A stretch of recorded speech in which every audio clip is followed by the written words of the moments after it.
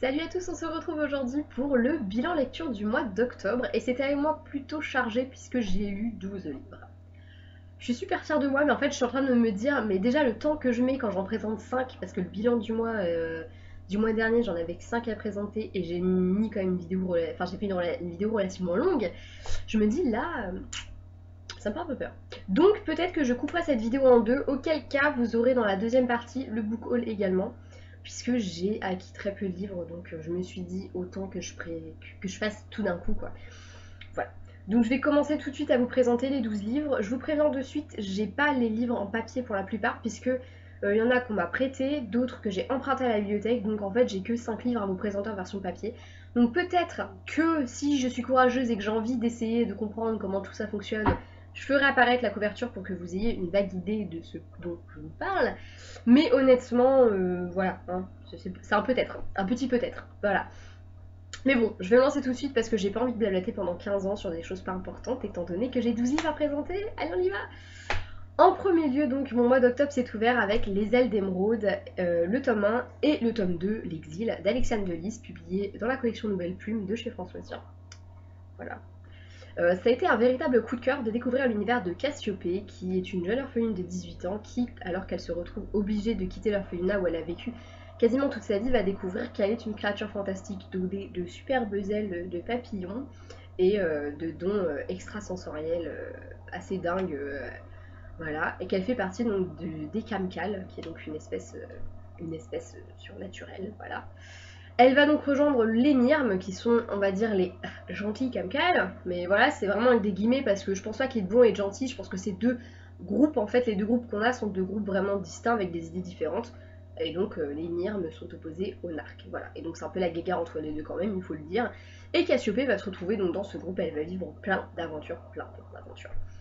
Et donc ce que j'ai adoré dans ces deux tomes, c'est notamment l'action qu'il y a. Enfin voilà, il y a une action de dingue, il se passe toujours des choses, les personnages sont géniaux. C'est des mythes assez différents parce que c'est vrai que les Kamkal, genre, enfin voilà, ils n'existent pas, je crois, à part dans l'imaginaire d'Alexandre de Lys. Enfin, j'en ai jamais entendu parler en tout cas. Et ils sont vraiment géniaux, c'était vraiment un univers que j'ai adoré.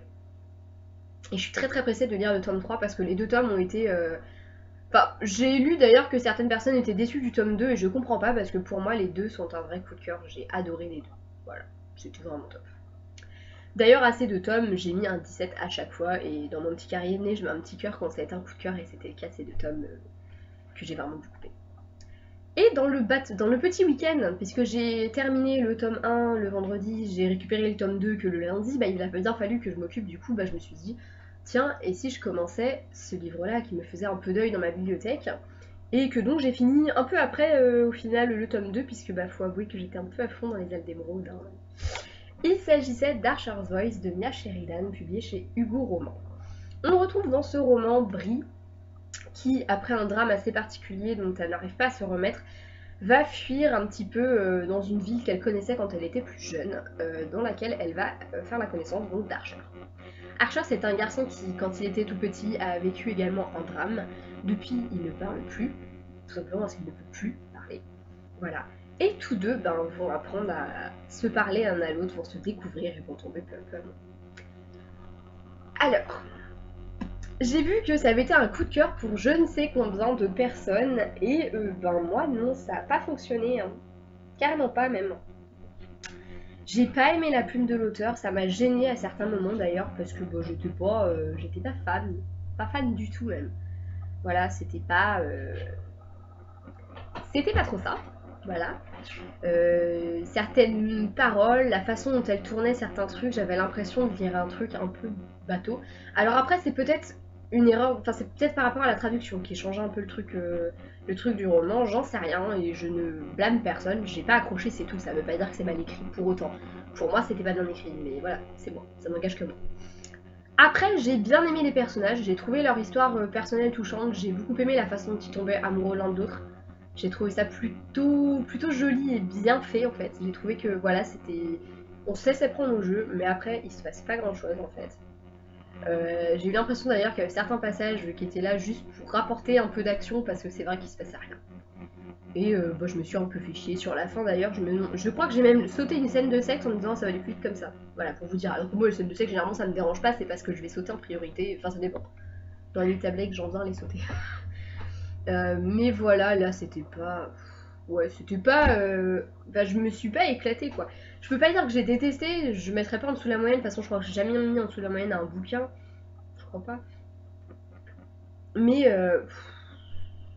J'ai pas aimé, non, j'ai pas. Pour moi, c'était moyen quoi. Si je devais retenir un truc de ce bouquin, c'est moyen. Voilà. Du coup, j'ai mis un 13 à Archer's Voice, voilà. J'ai un peu de mal d'ailleurs à comprendre pourquoi il a eu que des 17 sur Livre Addict. Enfin, je voyais, il avait 17 de moyenne quoi. C'était quelques. Je comprends pas en fait que ça a été un tel coup de cœur pour certaines personnes. Mais bon, après, chacun son truc, hein. Moi je critique pas les gens. Voilà. On va attaquer maintenant avec les livres de la bibliothèque. Et le premier que je me suis empressée en fait d'emprunter quand j'ai vu qu'il l'avait, c'est Levana de Marissa Meyer, donc le préquel des Chroniques lunaires. Donc j'ai fini la saga au mois de juin ou juillet, je ne sais plus exactement, avec le tome 4 Winter, que mon chéri m'a offert à mon anniversaire. Bref, j'ai adoré, c'est une saga, de toute façon j'aime depuis le premier tome, je crois que je remercierai jamais assez Julie qui m'avait fait découvrir cette saga dans le cadre de l'amitié littéraire, qui est un challenge qu'on avait fait sur l'été. Et ouais, je crois que je la remercierai vraiment jamais assez parce que c'est vraiment la saga de ma vie, celle-là, des fois. Je me dis putain, si je l'avais pas lu, mais je serais une inculte. Voilà, surtout qu'au début, c'était vraiment pas le truc qui me faisait envie, quoi. Et au final, je regrette pas du tout de l'avoir lu.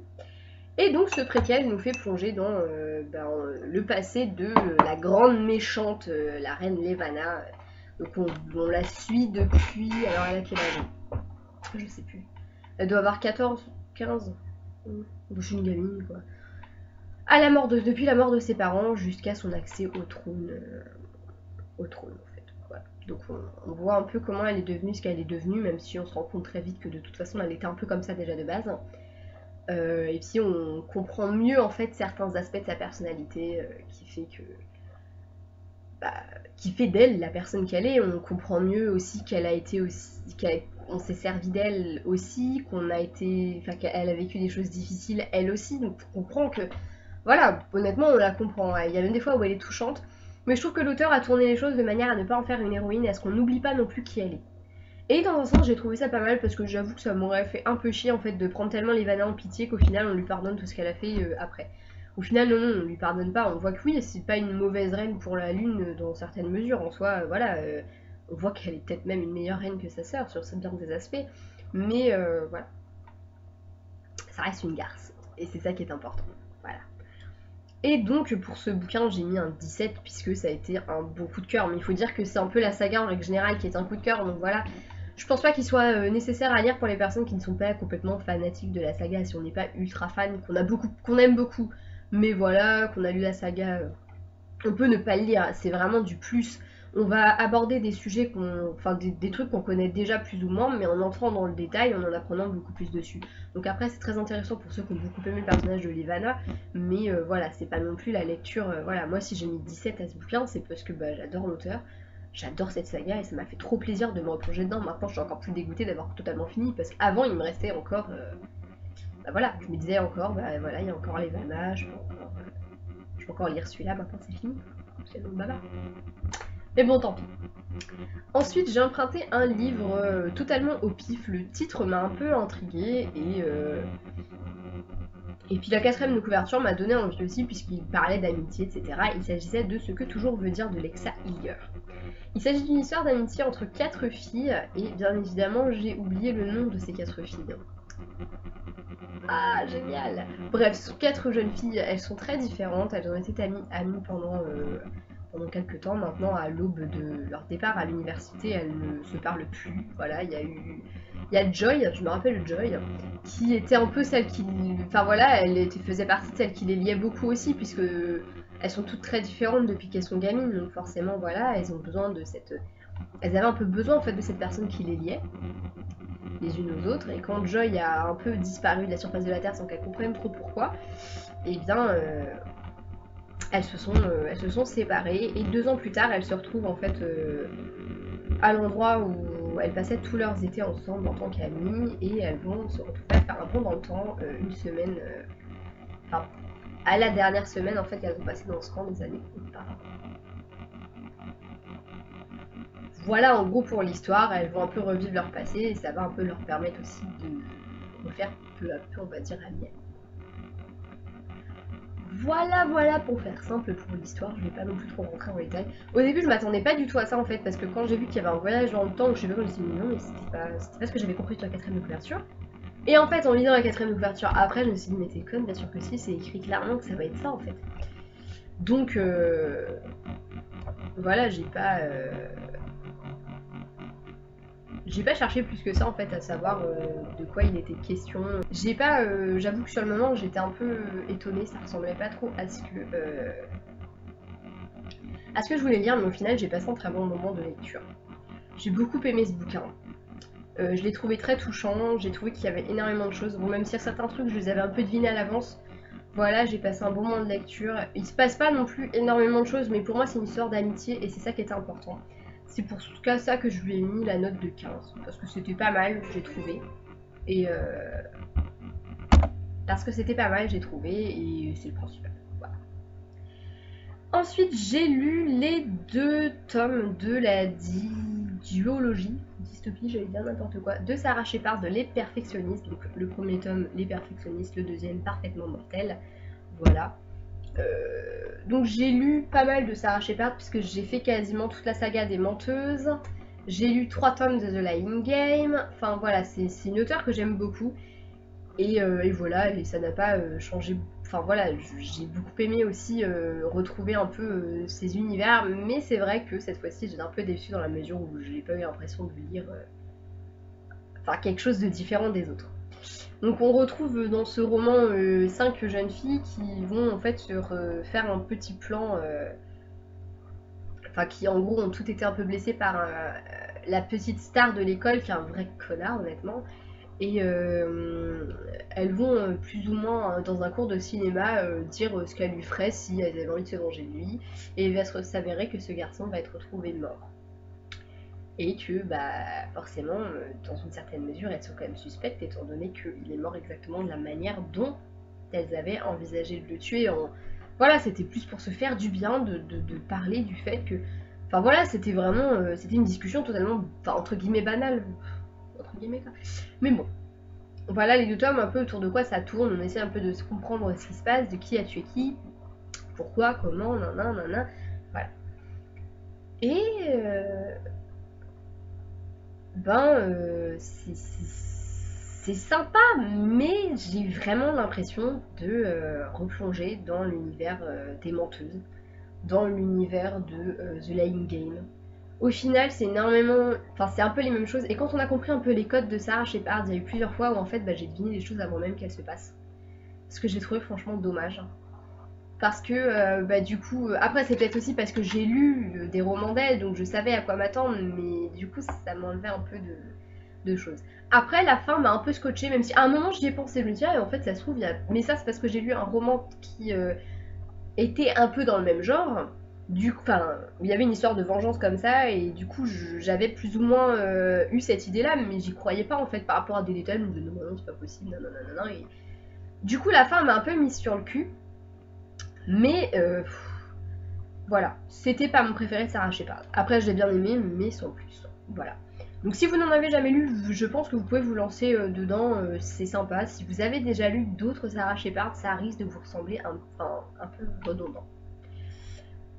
Donc j'ai mis 15 au tome 1 et entre 14 et 13 pour le tome 2 parce que j'ai moins aimé le tome 2. Vraiment moins. Ensuite, j'ai lu, et là, coup de cœur. Voilà, je sais pas pourquoi je l'ai pas lu avant, je suis vraiment trop conne parce que ça fait un moment que je veux le lire. Il s'agit d'Aristote et Dante découvrent les secrets de l'univers de Benjamin Alire Sáenz, j'espère que je me plante pas dans le nom, auquel j'ai mis la note de 16. J'aurais pu mettre plus, je le sais, je me rends compte maintenant en le disant, mais je sais pas. Je sais pas, donc je saurais pas vous dire, voilà. J'ai beaucoup aimé ce bouquin où on découvre donc Aristote et Dante, je ne sais pas. Vous le dites comme vous voulez, qui sont 2 garçons de, je sais plus quel âge ils ont, 15, 16, je sais plus, voilà, de 2 ados qui vont se rencontrer au cours d'un été, devenir très amis. Et voilà, tous les deux sont deux garçons un peu qui se cherchent. Même si dans un sens on a Aristote qui est beaucoup plus taciturne, et Danton qui est un garçon très, très ouvert, très souriant, qui s'assume complètement, alors qu'Aristote se cherche énormément, et c'est très très très très beau en fait. Il se passe pas énormément d'action, parce qu'en soi c'est pas un bouquin où il se passe de l'action, c'est un bouquin introspectif en fait.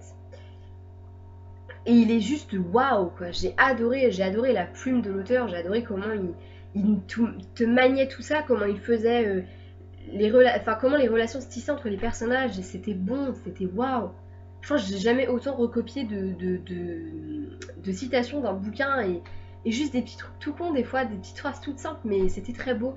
Parce que justement, c'est aussi ça qu'il y a dans ce bouquin, on voit que c'est un peu la simplicité d'un gamin de 16 ans. Certes, un gamin très intelligent, mais un gamin de 16 ans qui est en train de parler.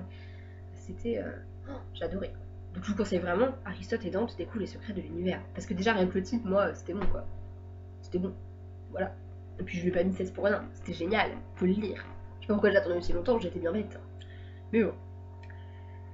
Ensuite, j'ai lu un bouquin qu'à la base je voulais avoir, et que finalement, avec du recul, je me dis, bon, c'est pas plus mal que je l'ai emprunté à quelqu'un. Parce que à l'occasion, j'aimerais bien l'avoir, mais ça fait pas partie du coup de ceux que je veux avoir sûr et certain. Mais bon, je voulais le lire parce que c'est ma saga chouchoute de l'univers entier. Donc forcément, puis j'en entendais beaucoup de choses, donc j'avais envie de me faire également ma propre opinion. Du coup, j'ai fini par me dire, bah allez, c'est dingue. Quand on a proposé de me le prêter, j'ai fait, bah oui, vas-y, prête-le-moi, ma grande, moi je veux le lire. Il s'agit... Je fais tout pardonner, moi, cette connerie. C'est bien. Il s'agit d'Harry Potter et l'enfant maudit, écrit par Jack Thorne, je ne sais pas, mis en scène par John Tiffany, et donc d'après J.K. Rowling, enfin l'histoire de J.K. Rowling, enfin je pense qu'on ne le présente plus. Donc déjà je dois dire que j'aime bien la petite image là, mais je suis pas ultra fan de la couverture non plus, voilà. Donc pour ceux qui ne connaissent pas, il y a une pièce de théâtre donc qui est ici, là on a le texte de la pièce de théâtre, c'est bien le texte de la pièce de théâtre, non ce n'est pas un roman, c'est la pièce, c'est la pièce, voilà, là on a du théâtre dedans. Si vous n'aimez pas le théâtre, abandonnez l'idée de le lire. Même si je trouve que la pièce a été quand même très romancée pour justement les lecteurs, je pense. Mais voilà, à côté de ça, on y retrouve l'univers d'Harry Potter. 19 ans après le dernier tome, donc le tome 7, ou le dernier film, le film 8. Enfin, les reliques de la mort partie 2, voilà, c'est le 8ème film, on a compris le délire. Voilà. Et on y retrouve son fils, qui va devenir ami avec le fils de Drago. Voilà, et il se passe des choses, pas mal de choses. En termes d'action, c'est une très bonne pièce. Il se passe énormément de choses, et c'est plutôt cool. Après, il y a des détails de l'action, moi non, je suis pas d'accord, c'était un peu naze, et c'était un peu bizarre aussi. Mais quand on lit la pièce, c'est pas dérangeant, c'est après quand on y réfléchit, qu'on essaie de se dire, bon, qu'est-ce qui nous a plu, qu'est-ce qui nous a pas plu dedans, où on se dit, ouais, c'est vrai que ça c'était un peu, enfin voilà, un peu bizarre, ça aussi, ça ouais, bof, voilà, mais en même temps, c'est très bien, et on s'éclate dedans. Moi j'ai adoré me plonger dedans, rien que parce que c'est l'univers d'Harry Potter, donc en fait, que ce soit les personnages, que ce soit l'univers en lui-même, c'est top. Mais sinon, c'est vrai que c'est un peu. Il y a certains trucs tirés par les cheveux total, quoi. Et il y a des trucs auxquels on adhère ou on n'adhère pas. Il y a certains personnages où je les ai pas vraiment retrouvés comme je les connaissais, comme Harry par exemple. Mais après, je vais pas épiloguer dessus parce que je veux pas spoiler non plus. À côté de ça, c'est un très bon bouquin, et putain, ce que ça fait plaisir de retrouver Harry et ses potes.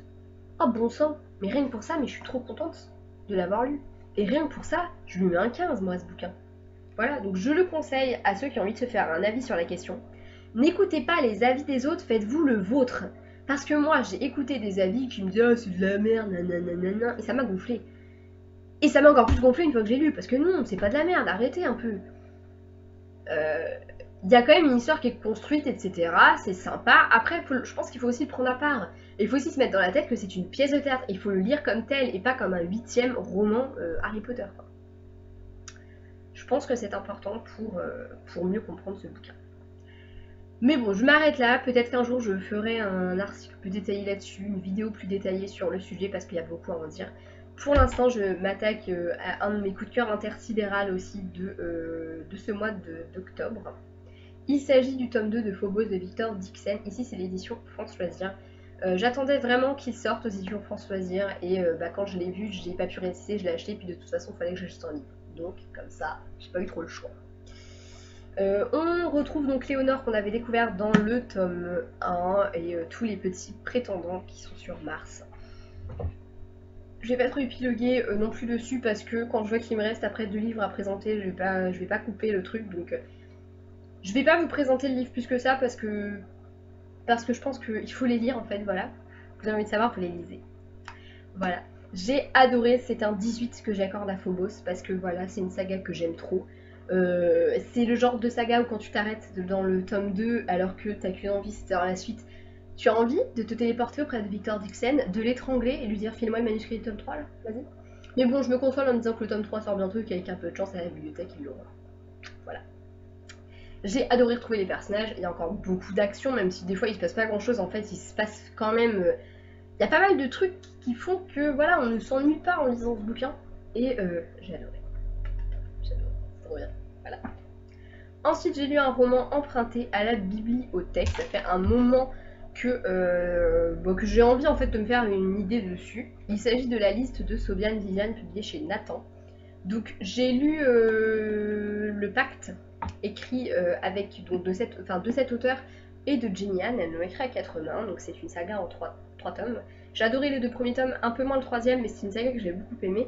Et j'avais depuis encore plus envie du coup de découvrir ce que valait l'auteur en fait. Du coup, quand j'ai vu qu'ils avaient ce livre-là à la bibliothèque, je me suis empressée de l'emprunter. Puisque j'avais envie depuis très longtemps de lire cette histoire. Donc dans ce roman, en fait, on se retrouve dans un lycée qui, tous les ans, une semaine à peu près après, une semaine, ou la dernière semaine de septembre, je ne sais plus, enfin il y a une semaine dans l'année en tout cas, juste avant le bal de rentrée en gros, qui va élire une reine, il publie une liste avec, pour chaque niveau, la plus jolie fille et la plus moche de chaque classe, voilà. Et on va suivre les 6... non, 8. Ouais, 8, je sais compter, c'est bien. Les 8 étudiantes qui se retrouvent sur cette liste. Et c'est assez cool en fait quand même à lire. C'était plutôt sympa. Après voilà, c'est l'histoire d'adolescente. Voilà, c'est de la jeunesse pure et dure. Mais il y avait quand même pas mal de choses. Il y avait une profondeur chez certains personnages. Et c'était assez intéressant de voir qu'en fait les plus sympas sont pas forcément celles qu'on croit. Et que celles qui vont être là, enfin qui au final se révèlent les plus touchées par cette liste sont pas non plus toujours celles qu'on croit. Et pour ça, c'était vraiment un bon bouquin. Et ensuite, j'ai lu un bouquin qui a été également un sacré coup de cœur parce que j'avoue que je m'attendais à bien aimer, mais au fait, au fur et à mesure, je suis complètement rentrée dans l'histoire et dans l'univers. Il s'agit de Mystic City de Theo Lawrence. On se retrouve dans un New York futuriste et complètement dévasté par les eaux, où en fait la population vit par... en fait, c'est les hauteurs qui désignent un peu les strates. On a les hauteurs avec les personnes qui sont voilà, les plus fortunées, un peu ceux qui gouvernent la ville, et les bas-fonds où là on a un peu toute la misère de la ville. Et il y a également donc des personnes qui ont des pouvoirs particuliers, qui sont donc des mystiques. Et les hauteurs, eux, se battent contre les mystiques, puisqu'il y a eu un attentat il y a quelques années qui fait que maintenant, on se méfie des mystiques. Et à la veille des élections qui opposent justement des candidats, des hauteurs à une candidate des bas-fonds, forcément, ça fait un peu jaser. Et on a donc dans tout ça la petite Aria Rose donc, qui vit dans une famille voilà, politiquement très voilà, elle vit dans les hauteurs, donc ses parents sont très engagés politiquement et depuis toujours ils sont ennemis avec les Foster. Ils sont donc super rivaux et un jour elle va complètement perdre la mémoire, elle ne sait pas trop ce qui s'est passé, elle a fait soi-disant une overdose et elle ne se rappelle pas du tout de Thomas Foster, donc le fils Foster qui a à peu près son âge et avec qui elle aurait avec qui elle aurait une histoire. Et bizarrement, les 2 familles rivales vont s'allier un peu contre voilà, le reste par cette alliance, par ce mariage. Mais il faut dire qu'Aria elle va vite se rendre compte qu'il se passe des choses pas très claires et voilà, et c'est juste génial. Et je suis dégoûtée de me dire que le tome 2 n'est pas publié en France, il va falloir que je lise en anglais. Et d'après ce que j'ai cru comprendre, le tome 3 ne sortira jamais. Voilà, je suis ravie. Donc c'était un vrai coup de cœur cette saga parce que je me suis vraiment laissée prendre au jeu, je me suis laissée emporter dans l'univers, comme le bouquin que je viens de terminer là, donc qui sera dans mon bilan d'ailleurs du mois de novembre. C'est deux livres dans lesquels je me suis vraiment immergée, l'univers est vraiment top. J'ai adoré les personnages, je me suis vraiment éclatée dans cette lecture et je suis très très pressée de pouvoir découvrir la suite. Je pense que ce sera du coup mon premier roman lu en anglais parce que j'ai vraiment envie de savoir la suite, j'ai vraiment envie de retrouver ces personnages. Et je suis vraiment déçue que la saga n'ait pas marché plus que ça parce qu'honnêtement je la trouve vraiment très bonne. Mais bon, on peut pas tout avoir. Et voilà, on arrive au bout de ce bilan lecture. J'ai cru que j'arriverais jamais à prononcer cette phrase parce que c'est vrai que 12 livres, mine de rien, c'est quand même pas mal. Et encore, j'ai pu raccourcir puisque certains je voulais présenter par deux, du coup, c'est ça qui est pas mal dans le fait de lire deux sagas, enfin deux tomes de la même saga en même temps. Enfin, à la suite quoi. Mais bon, je ne sais pas si le mois de novembre sera aussi fructueux, je l'espère en tout cas. Après tout, maintenant que je vais à la bibliothèque, il y a de grandes chances que ce soit fructueux. Puis j'ai également emprunté quelques livres à côté qu'il me faut de toute façon découvrir sous peu. Donc voilà. Bref, sur ce, je vous fais des bisous et on se retrouve bientôt pour le book haul qui sera, comme je vous l'ai dit, très court. Bisous!